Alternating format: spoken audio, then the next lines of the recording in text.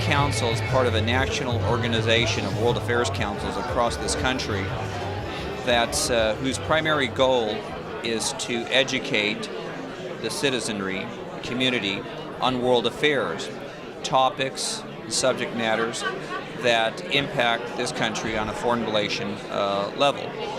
Many of our speakers include ambassadors, both American and foreign ambassadors, that will provide us with a dinner presentation, dinner lecture on the subject that is current for that day. This evening, as an example, the war in Afghanistan and a resolution of the conflict in Afghanistan is the topic of Ambassador Tomesn. In the past, in addition to ambassadors, we've had military leaders, we've had politicians, we have had cabinet members from foreign governments, foreign ministers come speak to us, as well as journalists. And they each offer a unique perspective on the issues that affect the world and that affect the United States. And our goal here is to provide a forum in Orange County. As we say, we are the premier forum on world affairs in Orange County, so that speakers pass through here and give an opportunity to our membership, which is about 500 strong. And we, of course, invite guests and encourage guests to attend, to provide them with information so that when they vote, when they speak to their representatives, they have a knowledge of world affairs, and in turn they can impact and affect American policy, perhaps indirectly, as well as in terms of us dealing directly on a citizen-to-citizen level with other countries. So we really strive to provide a venue here in Orange County so that we can attract world and national leaders to address timely topics of an international relation variety. How can the United States exit from the region in a way that still succeeds in achieving American goals? Of course, these are very important to us and to our allies who are with us in Afghanistan, over 40 countries. Well, Ambassador Tomesn was a special envoy to Afghanistan for many years. He was stationed as well as in Pakistan. He happens also to be a former U.S. ambassador to Armenia. But tonight specifically, he's going to offer some insight on the conflict in Afghanistan in terms of the American involvement there, the military involvement there. And he's going to offer some suggestions from a historical context of what should be done as part of American policy to allow Afghanistan to flourish and to grow as a country and to hopefully end the conflict. And so he offers us a perspective of someone who's been on the ground in Afghanistan, who understands the dynamics there and has ideas. And he's written a book, I believe, that share his ideas on how American policy should be shaped in dealing with Afghanistan in a more productive and certainly in a more positive way. And I think it's something the American public should hear and our audience should hear. Ambassador Tomesn, the World Affairs Council of Orange County is honored to have you tonight as our guest speaker on the subject of Afghanistan. Can you provide us with a brief summary of the points that you're going to address tonight before this audience? Thank you, Mr. Chairman. I'm going to talk first of all about the culture and history and tribal society of Afghanistan in a broad brush way to give people a better understanding of that very unique country, an understanding that's really necessary for success in Afghanistan. And that's been one of the limitations on the ability of the United States to be more successful in Afghanistan and the region. Secondly, I'm going to talk at some length about Pakistan and Pakistan's policy, not only in Afghanistan, but in the general area of Central Eurasia and on global terrorism, because up until today, although overtly Pakistan stands with the United States in the war on terror, in fact, covertly, it is the epicenter of world terrorism even today, and the training camps that turn out radical jihadists going into various countries in the region are also hitting countries in the West. Last year, like for instance in New York and Manhattan, a terrorist trained in Pakistan tried to set off a bomb in Times Square. Finally, in the final part of my talk, Serge, I'm going to talk about the way ahead for the United States, and that will involve a more successful policy on Afghanistan, on Pakistan, and also geostrategically in the region and in the world. The outer circle of nations surrounding Afghanistan includes Iran as well as Pakistan. It also includes the Central Asian republics and China. So any long-term stabilization of Afghanistan and end to the Afghan war has to achieve a consensus among all of Afghanistan's neighbors to stop the interference from any one of them.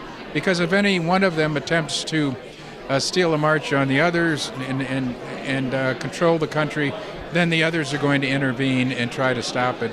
So the only way out of the present predicament is some kind of a regional international agreement whereby all of Afghanistan's neighbors exercise mutual restraint and agree to respect Afghan territorial integrity and sovereignty. I wrote this book over an 8-year period, and it was published in July of 2011. It came out in Britain and the continent in August, and it's also being sold in other countries, not only in Europe, but around the world. It focuses on Afghan culture and history as a foundation for the rest of the book to make the reader familiar with the Afghan environment. And then it focuses on Afghan history through the centuries up until the present. 9 chapters of the book explore my own involvement. It's biographical. I take the reader along with me in the pages as I work as the special envoy of the American President George H.W. Bush. And then the final part of the book focuses on the period and the dramatic events leading up to 9/11 and afterwards. Ambassador Tomsen, this book is immortal, and shall live, and what you have done for America and Afghanistan is deeply appreciated by Americans and the Afghan people. Thank you very much.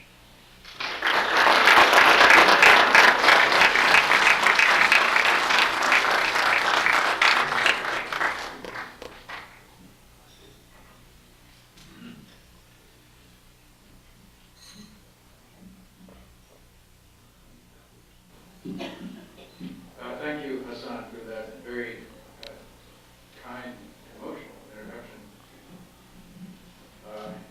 I value your friendship, and I'm sure we'll continue to cooperate in the years, decades ahead. Can everybody thank the chairman, Serge Tomassian, and the Orange County World Affairs Council for hosting this event on Afghanistan and Pakistan and the current war in Afghanistan. This is a signature issue, foreign policy issue of the Obama administration. It's going to play a very important role in the election campaign, as we all know, as they move towards the general campaign especially.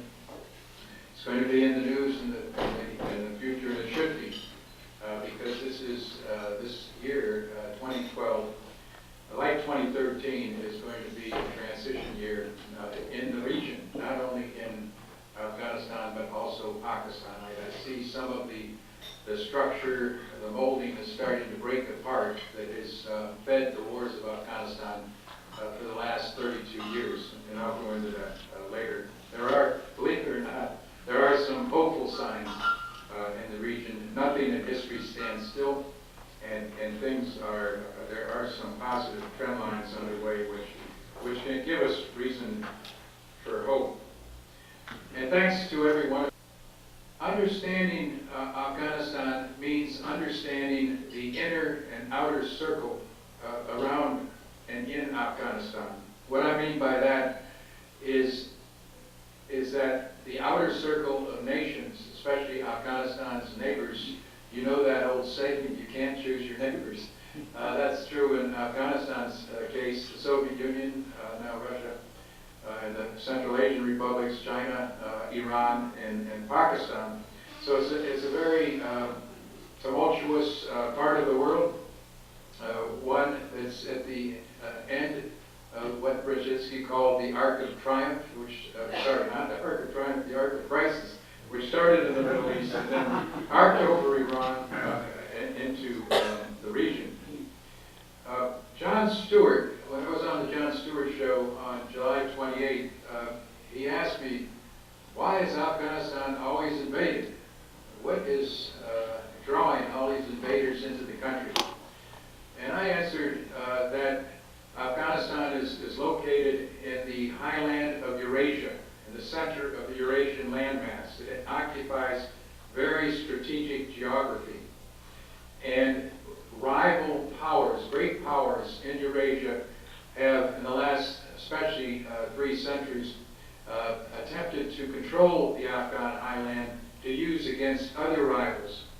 So if you're going to understand Afghanistan and our exit from Afghanistan, a way ahead in Afghanistan, you have to understand this history of outer circle geopolitical competition to control the Afghan highland. It also has another aspect, and that is to deny the Afghan highland to rivals. Like part of Pakistan's policy today is to deny Afghanistan to India, to prevent India from catching Pakistan in a grand strategic vice between Afghanistan, to prevent Afghanistan and India from catching Pakistan in a strategic vice, which could end its existence as a country. So these calculations play a major role in the geostrategic moves of great powers in the area, and Afghanistan is often a focus of their rivalry. In the 17th century, it was the Persian Safavid Empire against the Indian Mughals. Then in the 19th century, it was the British Empire and the Russian Empire. Of course, the British Empire operating from British colonial India. The 2 wars in the 19th century were largely determined by British desires to keep Russia out of Afghanistan, to deny the Afghan highland to the Russian Empire, which then looked down on the Indian plains, and it would be a very difficult and disadvantageous situation for the British. In the 20th century, the Russians invaded to steal a march on the United States in the Cold War. When we went into Afghanistan, it was because of what happened on 9/11, and we were going after the Taliban. Later on, the mission changed to one of nation building, and we have stayed on. There was one notable period in this historical sweep, which I just went through very quickly here, and that is from 1881 to 1978, which is very important and something we have to remember today as we look at a way ahead in Afghanistan. 1881 marked the end of the Second Anglo-Afghan War, and the British then pulled back from Afghanistan and ceased attempting to control the Afghan highland, putting this in very simple terms, but strategically that's what they did. They also coordinated with the Russians to do the same in the north. Why, after this imperial rivalry which had taken place over the 19th century, did the Russians and the Germans begin to come together regarding Afghanistan and cease their rivalry? It was because of the rising power of Germany in Central Europe. That was the major strategic threat to both of them. And so they called it a timeout in Central Asia, and Afghanistan became a buffer between the 2 empires. That is to say, although the British still continued to control Afghan foreign policy up till 1919, the Third Anglo-Afghan War, in which the Afghans forced the British to give that up, and they enjoyed then, after 1919, total independence. But basically during this century, before the 1978 KGB-supported communist coup in Kabul, and then the 1979 Soviet invasion, you had a relaxation of pressures around Afghan borders, and the British and the Russians treated Afghanistan as basically a buffer zone, a role that Belgium has played in Europe from time to time between rival states there. And during, actually after the Second World War, the United States and the Allied powers negotiated with the Soviet Union to turn Austria into a buffer zone between the Warsaw Pact and NATO. When the Soviets finally left in 1989, after their unsuccessful occupation of Afghanistan, and we have to remember here that during this period the Afghans did the fighting, as Hassan mentioned. Over 1 million, perhaps 1.5 million Afghans died. We provided weapons, we provided money, so did other countries, Britain, France, Saudi Arabia, but the Afghans did the fighting to defend their country and to defeat the Red Army, and that had not happened since the Battle of Stalingrad. It was the first time a Russian military force had been beaten on the battlefield and forced to withdraw. When the Soviets left in 1989, Pakistan Army and its powerful intelligence arm, the ISI, pivoted into Afghanistan. And now Pakistan's 22-year-long proxy war in Afghanistan, which continues today, using radical Islamist forces to try to establish Pakistani hegemony in Afghanistan, something that has not succeeded in the past and will never succeed in the future. The springboard for Pakistan's policy was a terrorist infrastructure in northern Pakistan, mostly in northwestern Pakistan. I have maps in the book that show where this infrastructure is. Very quickly, it involves thousands and thousands of madrasas that, like factories, are churning out radical jihadists, young men who are only taught to hate and to kill and to consider non-Muslims, as well as all other Muslims not of the Taliban ilk, infidels. After the graduation from the madrasas, which are along the frontier, many of them are in the tribal agencies on the Afghan border, the students are sent to training camps where they're trained in explosives and use of small arms and other military areas, and they're sent across the border to fight in Afghanistan by the thousands. Our coalition soldiers inside Afghanistan call those funnels the jihadi highways. We know where they are. There's about 40 main ones, and they're always active. On the Pakistani side of the frontier are what the Pakistanis have developed as frontier scouts. It's a paramilitary group which the British actually created during the British colonial period, and the Pakistanis inherited. And our soldiers along the border, captains, majors, have often reported in the last 9, 10 years that they have cooperated and facilitated the movement of these jihadi forces along the jihadi highway into Afghanistan. It was that type of confusion that surrounded the recent killing of a outpost of 24 Pakistanis in an outpost, Pakistani troops, tragically in an outpost on the border.